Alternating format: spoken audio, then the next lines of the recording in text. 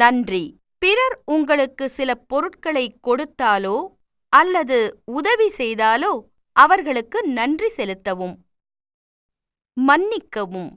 நீங்கள் பிறரை வார்த்தையாலோ அல்லது செயலினாலோ துன்பப்படுத்தினால் மன்னிப்பு கேட்கவும். தயவு செய்து. நீங்கள் எந்த பொருளையும் பிறரிடம் இருந்து கேட்பதற்கு முன் தயவு செய்து என்ற வார்த்தையை பயன்படுத்த வேண்டும்.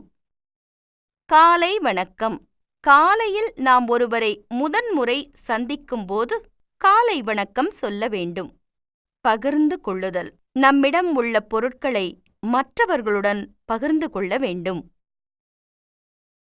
பெரியவர்கள் சொல்வதை கேளுங்கள். ஒவ்வொரு வீட்டிலும் சில கட்டளைகள் இருக்கும். அதை கண்டிப்பாக நாம் மதிக்க வேண்டும். அடம் பிடித்தல், எதிர்த்து பேசுதல் கூடாது.